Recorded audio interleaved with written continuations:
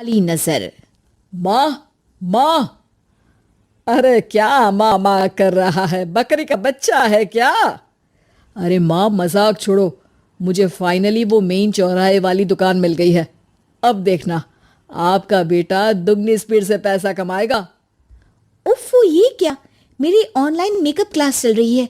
इतनी जोर से क्यों बोल रहे हो आप दोनों? अरे मेरी धर्म पत्नी जी, मेकअप क्लास बाद में करना।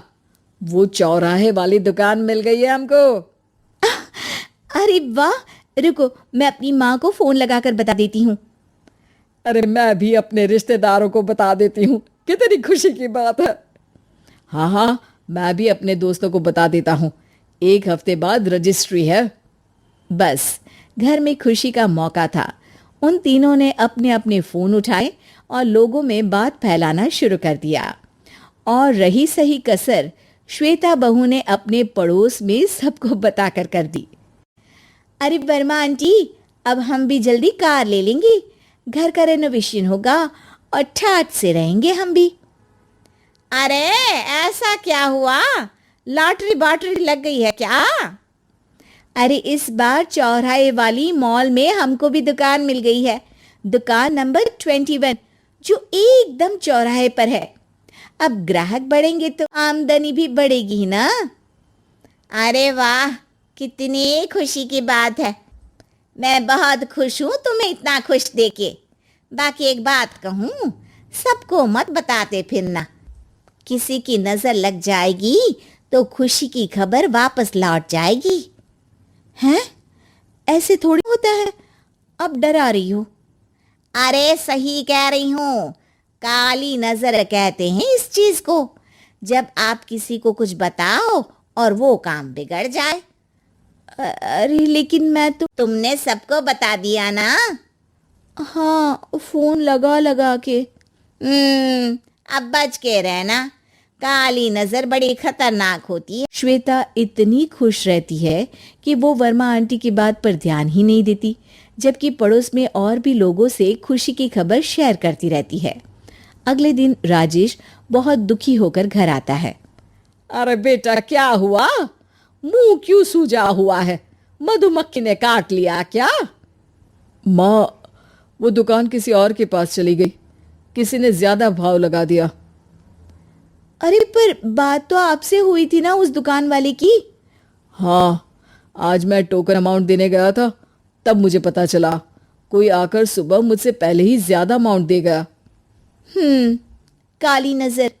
क्या कहा? वर्मा आंटी ने समझाया था कि किसी को बताना मत, वरना काली नजर लग जाएगी। अच्छा, तुम्हें उनकी बात मान लेनी चाहिए थी। उनकी बात मान लेती, लेकिन उसके पहले ही सबको बता चुके थे ना हम तीनों। अरे अगली बार से ध्यान रखेंगे। कोई भी नई चीज होगी तो किसी को नहीं बताएंगे। तीनों कुछ दिन ऐसे ही रहते हैं, पर एक दिन श्वेता को एक मेल आता है। राजेश, मेरा ऑनलाइन मेकअप कोर्स कंप्लीट हो गया। अब मैं खुद का पार्लर खोल सकती हूँ। अरे वाह, अपने मोहल्ले में ही खोलते हैं। ये जो घर के सामने दुकान है वहीं। हाँ, यहाँ सस्ती भी मिल जाएगी। अगले दिन श्वेता वर्मा आंटी के पास जाती है मिठाई का डब्बा लेकर। अरे आओ आओ, कैसे आना हुआ? जोर से नहीं बोलूंगी। वो सामने वाली दुकान है ना, वहां मैं अपनी पार्लर की दुकान खोलने वाली हूँ, उसकी मिठाई है। अरे वाह, बहुत बधाई हो तुमको। हाँ, मैं कमाने लगूंगी तो राजेश पर पूरे घर का बोझ नहीं रहेगा ना आंटी जी। ये तो है, पर ये बता कि तूने ये बात किसी और को तो नहीं बताई ना? अरे नहीं नहीं, पिछली बार गलती कर दी थी। काली नजर लगी किसी की और राजेश के हाथ से वो दुकान चली गई थी। सबको मत बताना। चलो मैं चलती हूँ, कल दुकान की बात करने भी तो जाना है। अगले दिन श्वेता दुकान के लिए मालिक से बात करने जाती है। अरे लेकिन दुकान तो हम कल रात को ही किसी को दे चुके हैं। कल ही? हाँ, कल ही। 2 दिन बाद कोई यहाँ पार्लर भी खोल लेगा। अब कहीं और दुकान देख लीजिए। अरे पर हमको भी तो पार्लर ही खोलना था। भैया, एक ही दुकान है, आधी आधी तो नहीं दे सकता मैं। राजेश और श्वेता घर पर हताश होकर आ जाते हैं। इस बार तो किसी को बताया भी नहीं था, अब किसकी काली नजर लग सकती है? सुनो, तुमने माँ को बताया था क्या? अरे कैसी बात कर रही हो? माँ की नजर थोड़ी लगेगी। पक्का तुमने किसी को नहीं बताया था ना?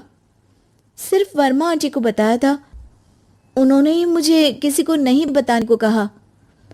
अरे यार तुम भी सही हो, मेरी माँ को नहीं बताने को कह रही हो, पर वर्मा आंटी को बताना तुम्हें जरूरी लगा। अरे वर्मा आंटी ने ही तो काली नजर के बारे में बताया था, वो हमेशा हमारा भला ही तो चाहती है। मेरी माँ भी हमारा भला ही चाहती है। अरे पर चिल्ला क्यों रहे हो? बात नहीं कर सकते क्या आराम से? नहीं आता हो आराम से बात करना, और करना भी नहीं चाहता मैं। दुकान जाने का दुख गुस्से में बदल गया था और राजेश और श्वेता में बात बंद हो गई थी। 2 दिन बाद मोहल्ले में पार्लर का इनॉग्रेशन हुआ, जिसमें मोहल्ले के सभी लोगों को बुलाया गया, पर श्वेता, राजेश और माँ नहीं जाते। माँ अंदर आ जाओ, क्या देख रही हो? अरे नया पार्लर देख रही हूँ अपने आंगन से। देखो, माँ को दूसरे का सुख देखने में कितना मजा आ रहा है, मेरा दुख नहीं दिख रहा इन्हें। यह मेरा पार्लर भी तो हो सकता था। अरे चुप रहो यार, हर बात में लड़ाई क्यों ढूंढ रही हो? राजेश और श्वेता फिर बहस करने लगते थे। तभी माँ ने दोनों को बाहर बुलाया।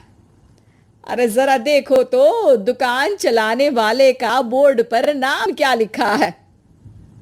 श्रुति वर्मा। गाड़ी निकाले बेटा, हमें कहीं जाना है काली नजर का इलाज कराने। राजेश अपनी बाइक निकालता है। तीनों ट्रिपलिंग कर रहे हैं। माँ राजेश को उस मॉल वाली दुकान पर लेकर जाती है जहां राजेश अपनी दुकान खोलने वाला था। यही दुकान लेना चाहता था ना तू? हाँ, पर इनको भी दुखी करने लेकर आई हो क्या यहाँ पर दुकान दिखाकर? वहाँ काफी नहीं था? अरे श्वेता थोड़ा सब्र रख, अभी पता चलेगा कि हम यहाँ क्यों आए हैं। बता, इस दुकान चलाने वाले का नाम क्या है? अनुपम वर्मा।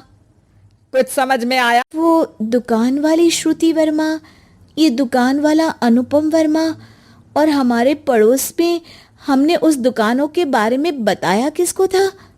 वर्मा आंटी को। मतलब वर्मा आंटी ही हमारा काम बिगाड़ रही है? नहीं नहीं, ऐसा नहीं हो सकता, ये बस इत्तेफाक है।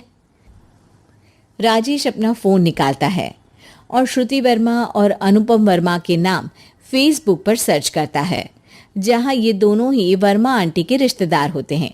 श्वेता को समझ में आ जाता है कि वर्मा आंटी की ही नजर काली नजर है। अब क्या करना है? कोई भी खुशी की खबर हो तो काली नजर से बचना है, यानी वर्मा आंटी से बचना है। अरे पर मुझे ये समझ में नहीं आया कि वो हमारे साथ ऐसा क्यों करेंगी। अरे बेटा, एक सीख है, दूर के आदमी को आपकी तरक्की से कम परेशानी होगी, पड़ोसी को ज्यादा। दोनों माँ की बात में हामी भरते हैं और अगला काम चुपचाप करने की कसम खाते हैं, ताकि आगे से वर्मा आंटी कोई काम ना बिगाड़ सके।